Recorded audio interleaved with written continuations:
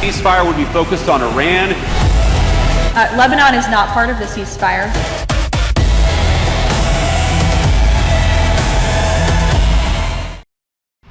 नमस्कार, खबरों की खबर में आपका स्वागत है। ईरान वॉर के ऊपर दो बड़ी खबरें।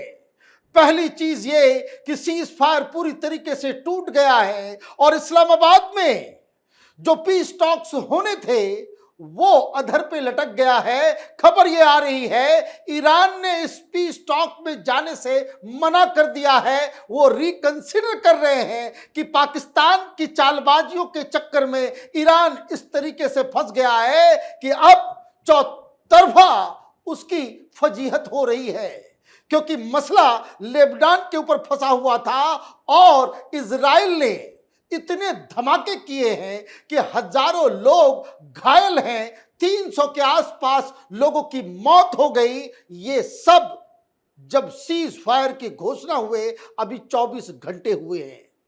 और अब जो ईरान की मीडिया से खबर आई है वो खबर ये कि जो पाकिस्तान शनिवार को जो मीटिंग होनी थी वहां अब कोई भी प्रतिनिधि ईरान का नहीं जाने वाला है। क्या खबर आई है ईरान की मीडिया के द्वारा? Iran could withdraw from its ceasefire agreement with the United States if the Israel continues military strikes in Lebanon, according to Iranian media. Tasneem news agency said that the Tehran is reviewing the situation amid what is described as continued violation of the truce by Israel. The source said Iran could reconsider its commitment if attacks on Lebanon persist. The development comes as Iran maintains that the ceasefire understanding included a halt to fighting across all fronts, including against Lebanon. However, Israel has continued operation, which Tehran has termed clear breach of agreement. Israeli strikes on Lebanon, a 160 missiles barrage that killed 254 people and thousands injured. लीजिए, दनादन चल रहा है और Iran की तरफ से कहा गया है कि हम पीछे नहीं हटेंगे। और ये सारी चीजें जो 15 पॉइंट्स दिए गए थे ईरान की तरफ से, 10 पॉइंट अमेरिका की तरफ से, पाकिस्तान बीच में जिस तरह से गफलतबाजी इन लोगों ने कर दिया कि जिसमें ईरान फंस गया। अब अमेरिका की तरफ से साफ साफ धमकी दी जा रही है, कहा जा रहा है कि इस पूरी बातचीत में लेबनान का कोई जिक्र नहीं था। और आप देखिए एक ट्वीट जो ईरान की तरफ से सैयद अब्बास अरागाची की तरफ से किया गया, उन्होंने क्या लिखा इस ट्वीट में? The Iran US ceasefire terms are clear and explicit. The US must choose ceasefire और continued war via Israel. It cannot have both.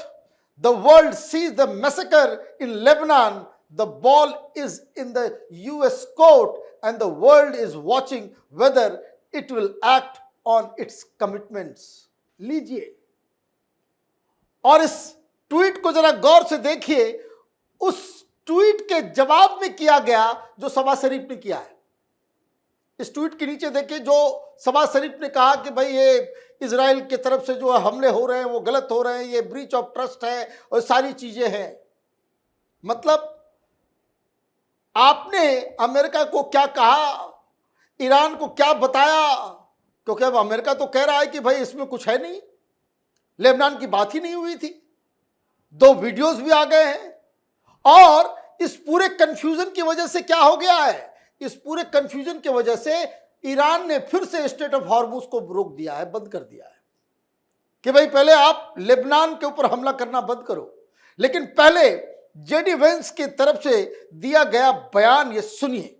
First of all, I actually think, and there's a lot of bad faith negotiation and a lot of bad faith, propaganda going on. I think this comes from a legitimate misunderstanding. I think the Iranians thought that the ceasefire included Lebanon, and it just didn't. We never made that promise. We never indicated that was going to be the case. What we said is that the ceasefire would be focused on Iran and the ceasefire would be focused on America's allies, both Israel and the Gulf Arab states. अब JD Vance क्या कह रहे हैं? JD Vance ये कह रहे हैं कि we never made that promise, हमने ये प्रॉमिस किया ही नहीं। और तो और वो ये कह रहे हैं कि ये कंफ्यूजन क्रिएट किया गया है। तो कंफ्यूजन कौन क्रिएट कर रहा था भाई? आपने एक ऐसे मैसेंजर को चूज किया जिसकी क्रेडिबिलिटी जीरो है। भाई आपने अपने ये मुनीर, ये शहबाज शरीफ को आपने ही काम पे लगाया था, आपने ही ट्वीट भेजा कि भाई ये ट्वीट कर दो, ये सारी बातें कर दो, और अब वो ईरान के पक्ष की तरफ से वो बातचीत कर रहा है। तो इसका मतलब ये है कि शहबाज शरीफ और पाकिस्तान उल्टा अमेरिका के निशाने पे आ गया है।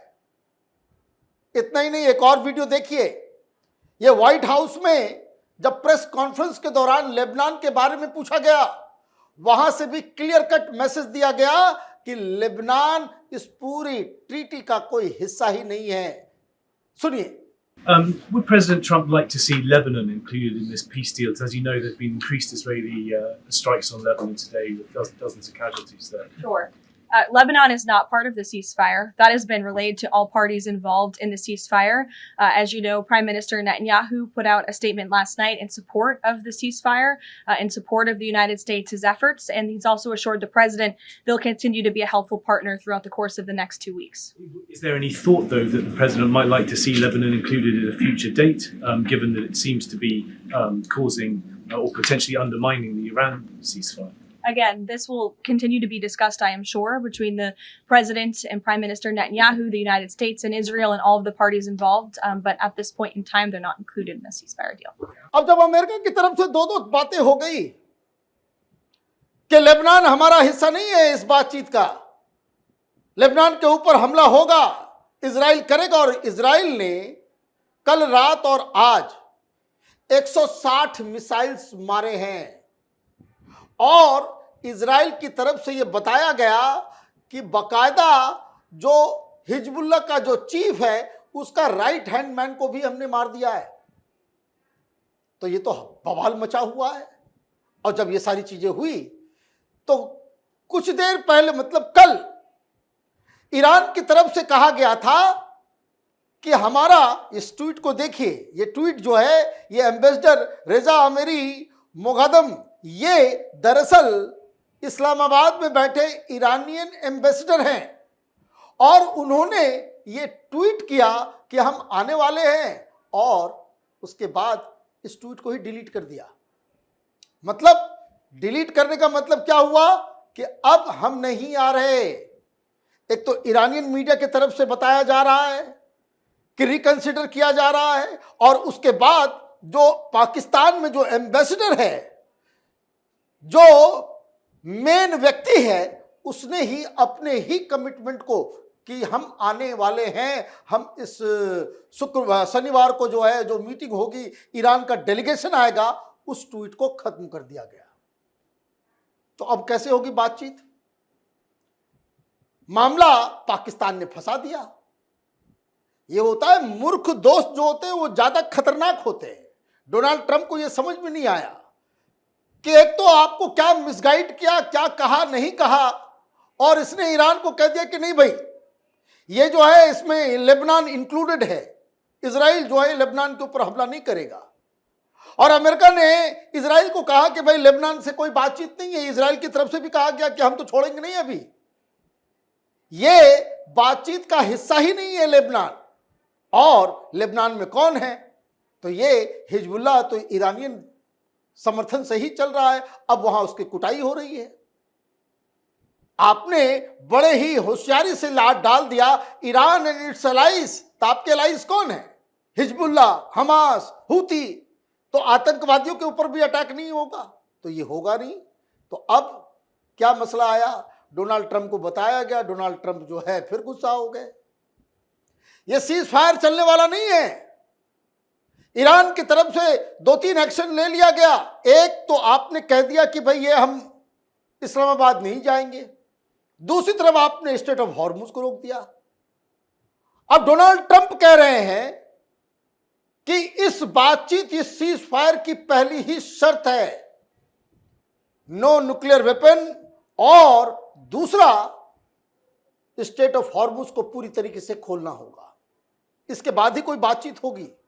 और अभी खबर आई है कि ईरान की तरफ से यह कहा गया है कि हमारा जो यूरेनियम इनरिचमेंट प्रोग्राम है, जिससे न्यूक्लियर बॉम्ब बनाया जाएगा, वो बदस्तूर जारी रहेगा। तो कहां बातचीत, कहां सीज फायर, कहां इस्लामाबाद, कहां पाकिस्तान, कहां ट्रूस, यह सब कुछ पूरी तरीके से बिखर चुका है। और ऐसे में जब ये सारी चीजें बिखर रही हैं तो डोनाल्ड ट्रंप सामने आए।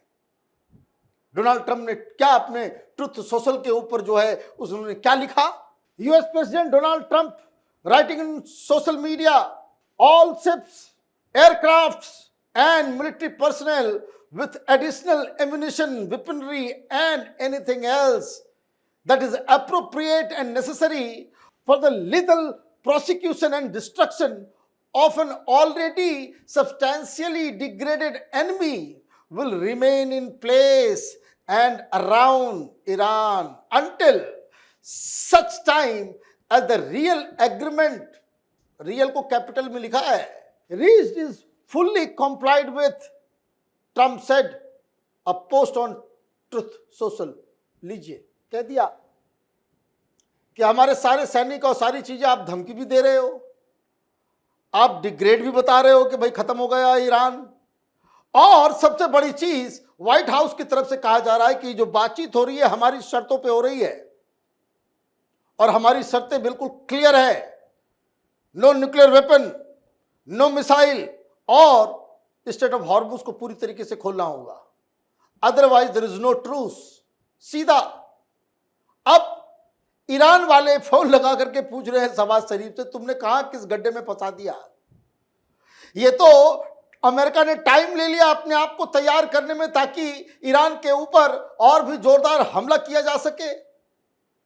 तो ये जो ट्रूस की बात हो रही है, और बहुत सारे पागल लोग हैं दुनिया में, अभी ये बातचीत गड्ढे में चली गई है और सोशल मीडिया पे कह रहे हैं कि भाई शहबाज शरीफ को नोबेल पीस प्राइज मिलना चाहिए। अभी जान अटकी हुई है, अभी ईरान की तरफ से भी आप फंस गए और डोनाल्ड ट्रंप के भी निशाने पे आ गए, तो ऐसे में पाकिस्तान की हालत वैसे भी बहुत ही खराब होने वाली है। कुल मिलाकर ये गूफअप, ये जो डोनाल्ड ट्रंप की राजनीति करने का, कूटनीति करने का जो तरीका है, वो मिसफायर हो गया। बहुत बड़ी बेइज्जती अमेरिका की होती नजर आ रही है। क्यों? क्योंकि आपने ये पाकिस्तान जैसे टेररिस्ट देशों के ऊपर भरोसा करके सीज फायर का ऐलान किया। अब आगे 24 घंटे में आप देखिएगा कि ये युद्ध फिर से शुरू हो जाएगा। आप देखते रहिए कैपिटल टीवी। हमारे वीडियोस को लाइक कीजिए, शेयर कीजिए और हमारे चैनल को सब्सक्राइब कीजिए। धन्यवाद।